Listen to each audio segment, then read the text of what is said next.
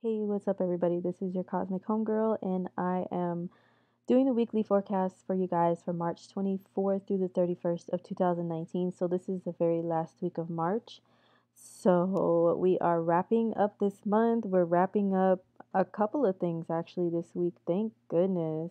So, of course, I'm going to go in date order, and I will be doing April 2019 horoscopes for each sign that are available for purchase. I will be getting those up hopefully this week for you guys before the month of April begins, of course.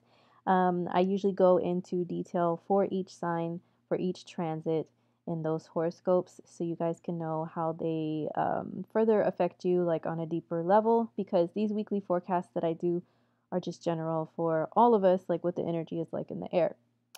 Okay, so the last week of March, how's it gonna go? What are we feeling?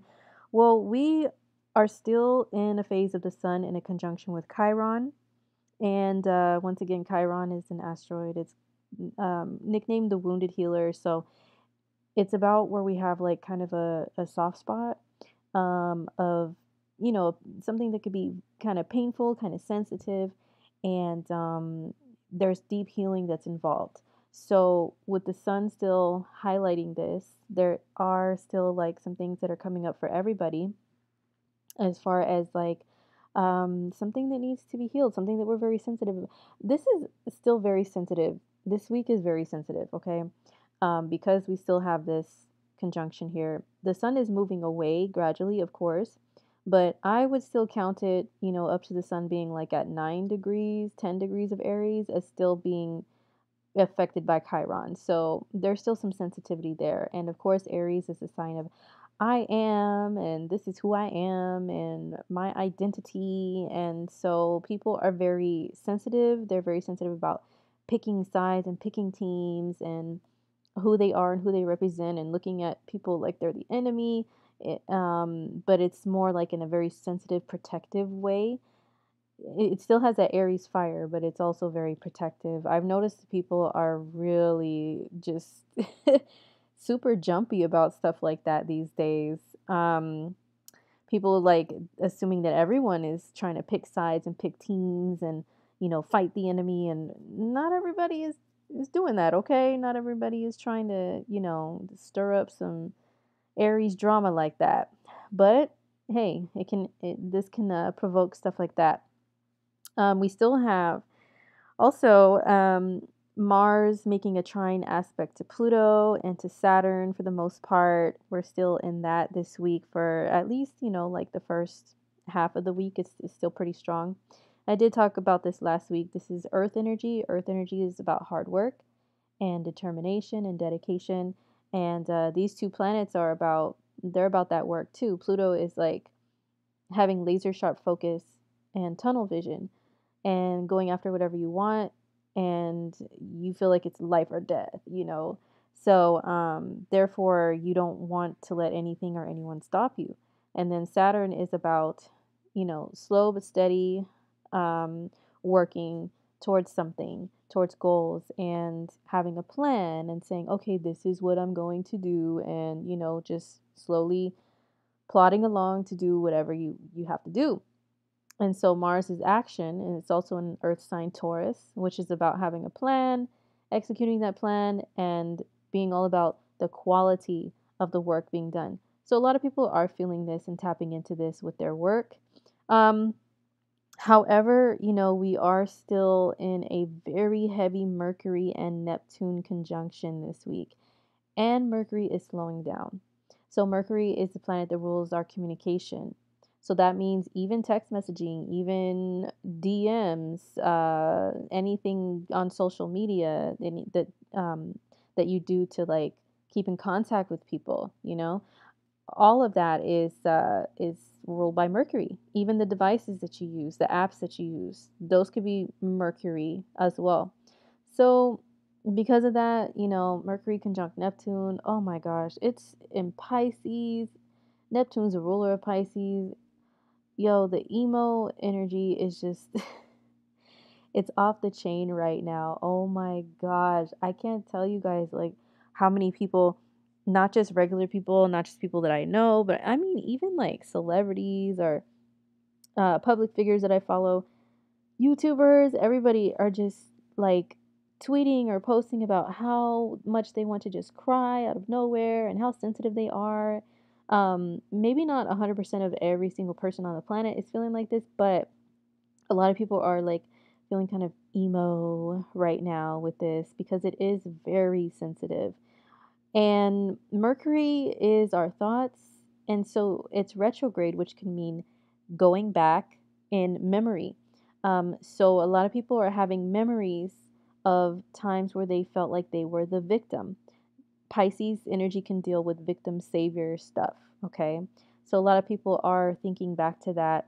But also, I'm noticing, Pisces and Neptune energy can be very self sacrificing, and it can be about, putting the blame on yourself sometimes and seeing another person as a victim. It can go either way. So I'm noticing that there's, thoughts and memories that are coming up. Um, I've been dealing with this personally too, where I'm like, well, who's to blame in this situation? And it's not just being blinded by victimization, victimhood. It's like, oh, well, wait, I played this particular role. I did this part in this as well, so it's like trying to decipher who's wrong, who's right, who did what, to see, what the outcome of something is, to just try to realize, like what's really going on, to try to see a situation from a different point of view than maybe I looked at it before. And that's what Mercury retrograde does. It is here to help you to see things from a different side. This is Mercury going back over the same territory that it went over. Let's see, around February 19th is the last time we had Mercury at 16 degrees of Pisces in a conjunction with Neptune. So, yeah, that was around the 19th of February. So, if you had anything like that comes up, I mean, that came up at that time, you could be revisiting that. I actually journal everything, and I journal everything with astrological transits just to see like how I was feeling, what was I going through, what was I thinking about, just to further understand what the effects of transits are, so I can, advise everybody on like how things may feel during a certain transit, how what you may be going through. So I did notice, looking back around February 19th, like what was I thinking about? What was I feeling? Oh my gosh, it was like emo city, and I was seeing things from a certain point of view, and now I'm revisiting the same feelings, but it's like it is looking at it like, oh, like okay. And then once Mercury moves direct this week, which I will get into in a second, it'll still be in a conjunction with Neptune, you know, so it will be a third time that we are looking at things in a certain light, like, revisiting a certain topic. And of course, it depends on where Pisces is in your chart, meaning what house is it. Okay, like if it's your seventh house, that's relationships. If it's your fifth house, it's also relationships. If it's your eighth house, that could also be relationships too, like intimate partnerships. You're revisiting and looking at them from a different point of view each time. And yeah, it may not be the clearest. It may be mostly emotional and not as logical as it could be. So, of course, best advice is to wait until Mercury is clear of Neptune, at least, which isn't going to be until maybe like the second week of April or so, when it'll be out of the fog, okay? And then once Mercury goes direct, I mean, is direct and it's out of Pisces, out of shadow period, that's going to be like around the 15th, 16th, 17th of the month of April. That's when you'll really have more clarity into situations. So yeah, we're still dealing with this transit. A lot of people are just super uber freaking sensitive right now with this, and then with the Sun conjunct Chiron, it's like, oh my gosh, I've been hurt, I'm a victim, and all this stuff. So people are going through it, but you know what? This too shall pass. That's why we look at horoscopes, right? To know like when are things going to shift? When are they going to change? When are they going to get better? How long do we have to deal with this emotional ass energy, right? Okay, so Now, we also still have Venus squaring Mars, okay? Now, because they are moving apart as far as being so close in degree, the energy has dissipated a little bit. I'm noticing that. The tension was building up, like when they were building up to be around the same degree last week, OMG, the tension was high. The tension was high. Um, there was a little more frustration within like couples and relationships and stuff too.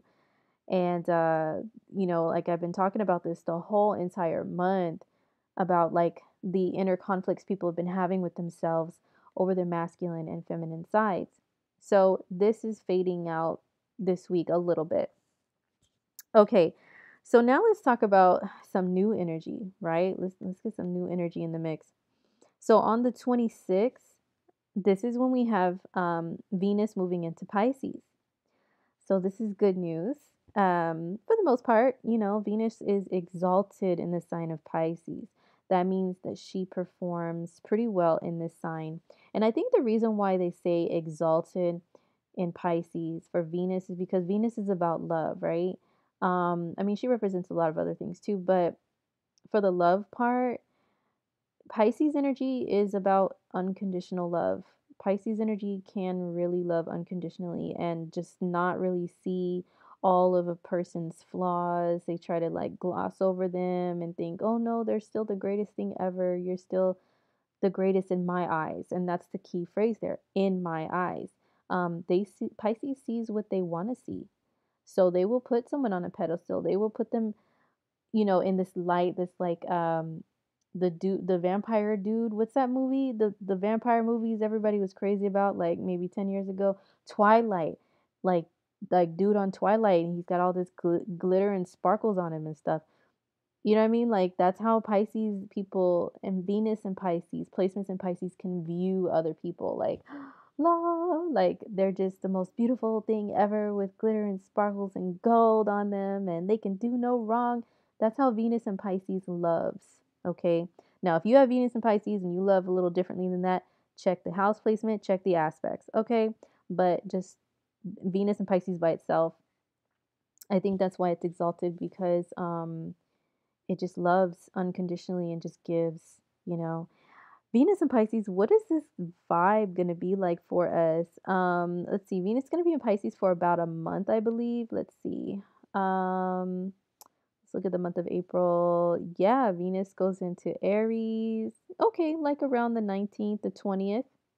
Okay, yeah, like the 20th of April, Venus goes into Aries. So from the 26th of March until April 20th, we have Venus in Pisces. So what does that mean just generally? Well, there can be some victim savior stuff come up when it comes to love. It is exalted, which means like all these grand, beautiful things. But of course, just like every other sign, every other planet, everything, there is a good side and there's a bad side. There's an upside and a downside. I feel like the downside to Venus and Pisces is the wanting to save someone or seeing someone who is unavailable and thinking that they are attainable, that it is like real that you can actually have them, like crushing on celebrities, although nowadays it's not so much of a just a fantasy thing for someone to crush on a celebrity and possibly come into contact with them with social media and sliding in DMs and all that stuff.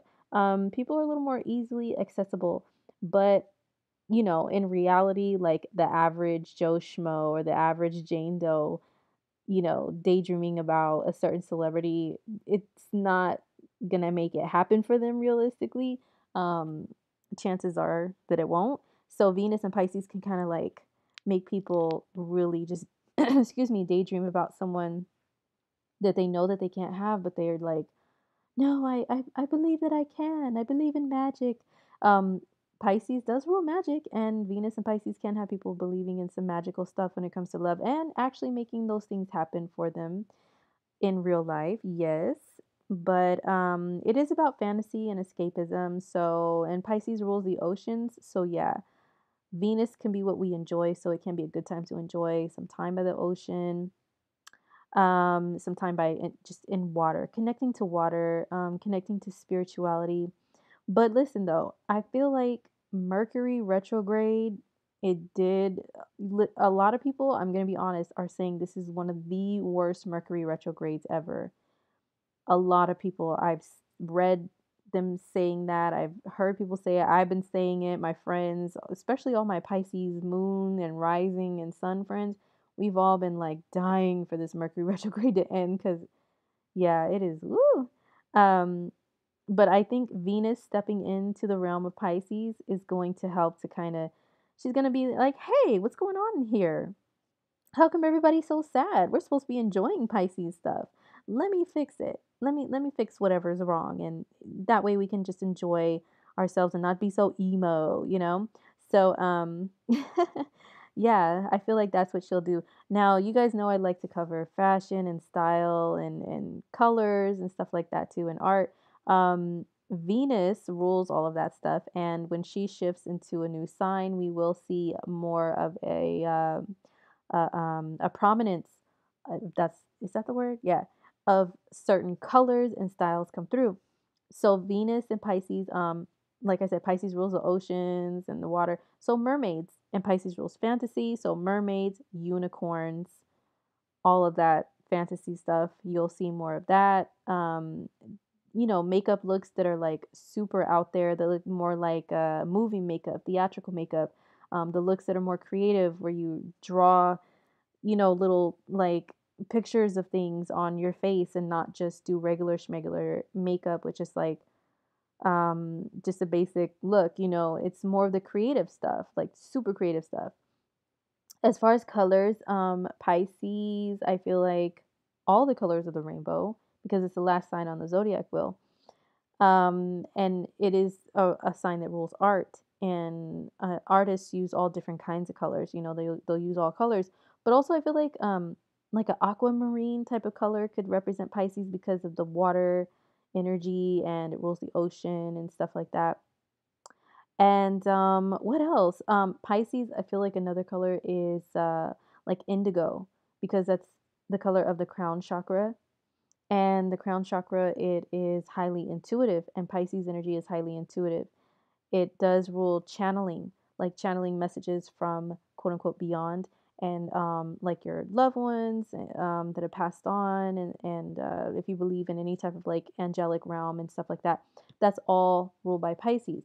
And so the crown chakra, that's your place where you receive like intuitive messages and stuff. So yeah, indigo, purple. Prince was a Pisces moon, and he had Neptune in the sign of his ascendant. And I think he had some other like Neptunian stuff going on in his chart too. He was super Neptunian. So and he had purple rain. Purple was one of his colors. And people would say, "Oh, well, Prince, he's his name is Prince and that's royalty and purple's the color of royalty."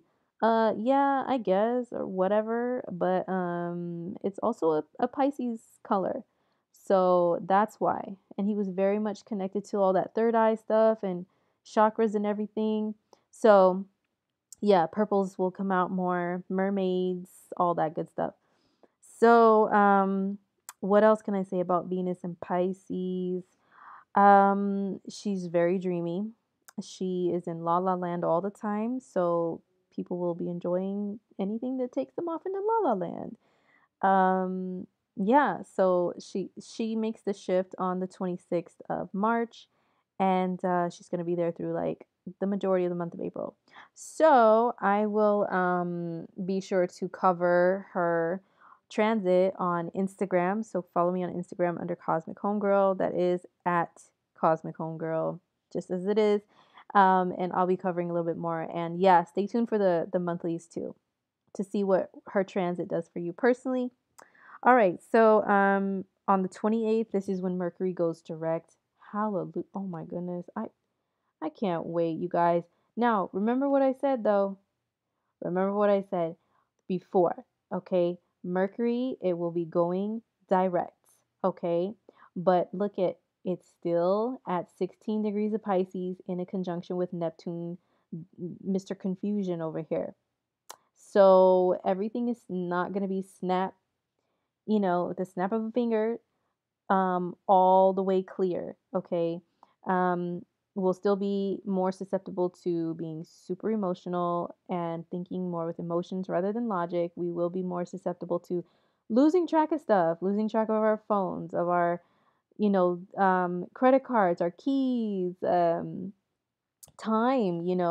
just flies. This whole week is going to be a time when we're not going to be able to keep track of time very well, and just feel like we're in a weird time warp. I've noticed, like, um myself, and also like a friend of mine was like, I don't even know who I am or what who am I now? And it made me think of that scene in Zoolander, the first Zoolander movie, when he looked at Derek looked at his reflection, and he goes, "Who am I?" And his reflection spoke back and goes, "I don't know." That is how this transit can make some of us feel, especially if you were born under the sign of Pisces, or if you have a lot of Neptune in your chart. You feel like, who even am I? Where am I going? What am I doing with my life? So yeah, this transit can kind of do that. But don't lose sight of yourself. Don't lose sight of your direction. And literally, like, people are saying, "Oh, I'm getting lost very easily." This is a transit that, of course, it's the mind and it's confusion. So losing your sense of direction, losing, like, passing up your stop, your exit or whatever, and getting lost. So, yeah, this just beware of that. Be careful with that this week. So, that is on the 28th that Mercury goes direct. And then on the 30th or 31st, it depends on where you are in the world. That is when Mars shifts. I can't even speak. Mars will shift into the sign of Gemini. Okay, so I am on Pacific time in the US, so it's like real late at night on the 30th. Or, if you are anything beyond Pacific US time, it's going to be on the 31st. Mars and Gemini. So, what is this going to do for us? Well, Mars being our our action, our drive, physical drive, this is going to be a little bit scattered. You know, Mars and Taurus is like, you plow through things. You have a plan. You know where you're going. You think before you do. You leap. You don't leap before you look. You have your plan etched out. And then you say, okay, now that I know where I'm going and what I'm doing exactly, then I'm going to, like, move in that direction, right? Well, Mars and Gemini. Mars is a funny guy when he's in Gemini, like, literally, because okay, Gemini is humor, it's wit. It is, it's a sign of communication and quick thinking. So when you combine communication and speech and wit and humor and all of that and thought with action, you have quicker movements than when it was in Taurus. So it's just like, oh, I want to go in this direction, and then you go, and oh, you know what? Now I want to shift to this one. Then you go, oh, you know what? Now I think I want to go this way. And Gemini energy is like, it's easily bored, and it wants to do multiple things, have variety. So yeah, Mars and Gemini, that's what it can be doing, is like, you're here, you're there, you're here, you're there, you're doing all these different stuff, and it's hard to commit. Did you hear what I said? Mars and Gemini, it's hard for them to commit and stick to one thing at a time. Okay? They'll want to move around a lot. I was just like, emphasizing that because I can think of a couple of famous Mars and Gemini men, that are notoriously, famously known for cheating. And I'm like, hey, as soon as I looked at their chart and I saw Mars and Gemini, I was like, well, it's hard for them to commit and stay still. I mean, they got to be doing multiple things at once. So I'm not saying that every single Mars and Gemini, don't even, please don't even bring that here. I don't want to hear it. Nobody wants to read it. Just save it, spare it, okay? But this is a sign that combined with action and movement or even physical drive, drive towards intimacy, wants variety. Okay. So that's what we all will be feeling to some degree. And yeah, it is hard to start a new, to finish a project or finish anything before you start something else. So we will be a little bit more scattered, as I said before. This is mutable energy, which is very changeable. And I know we just got out of Venus squaring Mars, for the whole month of March. And now here is Mars and Gemini squaring Venus and Pisces. Oh, another Venus and Mars square. Lord help us all. And this is mutable. So, you know what? We'll see how this energy plays out. But I think to me, the fixed was like more tense, because fixed energy can't just let things go. And then there's that square, and it's frustrating because you want to let things go, but you can't. You're so frustrated. It's like, oh, you're holding on to the frustration a lot. But I feel like this mutable Venus and Mars square will be like, oh, I'm frustrated. Okay, it may be back and forth, and maybe wishy washy with frustration, but it may be able to just move on to something else. A little bit easier than the fixed square with Venus and Mars. So yeah, we have this Tasmanian devil Mars. You know what I'm saying? It's air energy. It moves fast, and this is Mars. So we may be feeling like just like that, like the Tasmanian devil, like over here, over there, over here, blah blah blah. And if your nature is not mutable, changeable, quick moving, this can be a little bit of a dizzying Mars. Maybe it won't maybe you won't really budge so much, but other people around you will be like blah blah blah blah blah. And you know what? Also with Gemini ruling communication and speech, Mars rules like fighting and how you fight back, and if you have to be aggressive towards anyone in any type of way, it's how you exert that. So Mars and Gemini is like fighting words. It's coming back with wit and humor, the witty comebacks that are very fast. Like, oh yeah, well that's why you blah blah blah blah. Like that's how Mars and Gemini is, and it can be very funny. You know who has Mars and Gemini? Kevin Hart. Kevin Hart has Mars and Gemini. Yes, he's one of the ones I was talking about earlier, that it's hard for them to stay put, and they're notorious for cheating because they feel like they got to be here, then they got to be there. Now they're bored, and they got to be over there. But have you noticed Kevin Hart's style of comedy? How he just is like, "Bleh, bleh, bleh, bleh," like he's really quick with things. That's his Mars and Gemini all day. And I know people are like, but Kevin Hart is a Cancer. Yes, he's a Cancer, but we're looking at the other stuff in his chart that has an effect on him too. Okay. So, yeah, that's it for the forecast for this week, for the last week of March. So, stay tuned, stay posted to my platform for the April monthly horoscopes that will be available for each sign. I will get those up to you guys this week. And I hope you guys have a good week. We're in the last stretch of this Mercury retrograde. We will get through it. We will survive. And I will see everybody next week. All right. Take care. Peace.